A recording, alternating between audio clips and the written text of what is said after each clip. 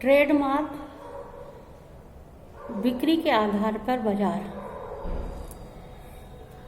बहुत से व्यापारी जो अपना माल बेचते हैं वो पहले ही उसका सरकारी स्तर पर रजिस्ट्रेशन करा के एक ट्रेडमार्क ले लेते हैं, जैसे उषा मशीन, डालडा घी और बिरला सीमेंट आदि, और फिर उसी नाम के आधार पर उनका माल आगे बिकता रहता है। अब है प्रतियोगिता के आधार पर बाजार।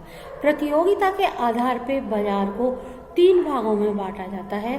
पहला है पूर्ण प्रतियोगिता बाजार, दूसरा अपूर्ण प्रतियोगिता बाजार और तीसरा एकाधिकार बाजार।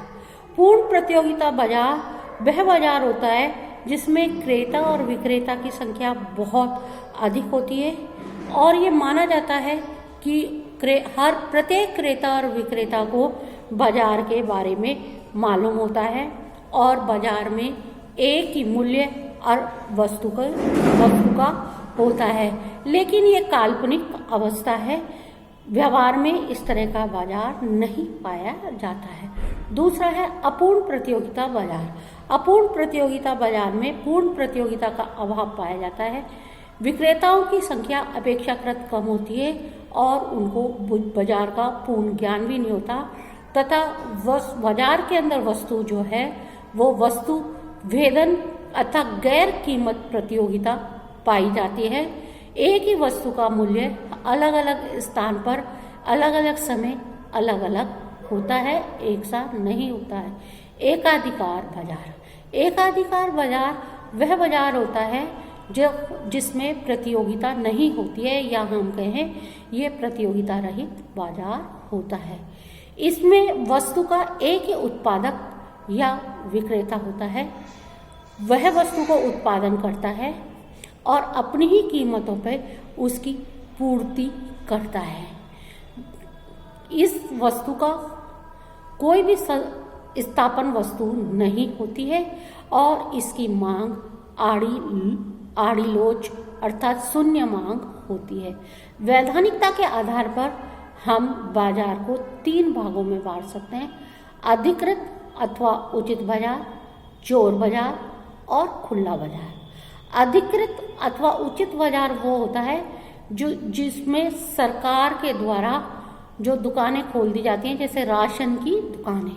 चोर बाजार वह होता है जिसके अंदर सरकार के बनाए हुए नियम नहीं लगते हैं, जैसे काला बाजारी करना, ये तस्करी करना, इसके अंदर आता है। खुला बाजार वो होता है जिस पे सरकार का कोई नियंत्रण नहीं होता, वस्तुएं कोई भी खरीद सकता है और कोई भी बेच सकता है। लास्ट हम करेंगे विपणन के आधार पे बाजार। हमारा सब्जेक्ट मार्केटिंग है और मार्केटिंग के अंतर्गत हम बाजार को अपने हिसाब से बांटेंगे कि विपणन के आधार पे बाजार को 8 भागों में बांटा जाता है। पहला है फिजिकल मार्केट, भौतिक बाजार। दूसरा है वर्चुअल मार्केट या इंटरनेट मार्केट। तीसरा है ऑक्शन मार्केट अर्थात नीलामी बाजार। चौथा है कंज्यूमर मार्केट, उपभोक्ता बाजार। पांचवा है इंडस्ट्रियल मार्केट, औद्योगिक बाजार। छठा है ब्लैक मार्केट, काला बाजार। मार्केट फॉर इंटरमीडिएट गुड्स और लास्ट है फाइनेंस मार्केट। पहला भौतिक बाजार जैसे डिपार्टमेंटल स्टोर, एक ऐसी जगह जहाँ सभी वस्तुएं मिल जाती हैं, पैसे के बदले में हम जो भी चाहें वो खरीद सकते हैं, वो होता है अपना फिजिकल मार्केट। दूसरा है वर्चुअल और इंटरनेशनल मार्केट।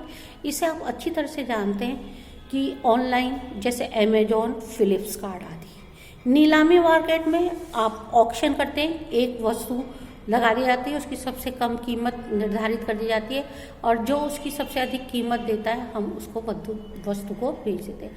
उपभोक्ता बाजार वो होता है जो खरीदने के बाद जिसकी यूटिलिटी ख़त्म हो जाती है, जैसे रेडी टू कुक मील्स हो गया, न्यूज़पेपर हो गया, मैगजीन हो गई।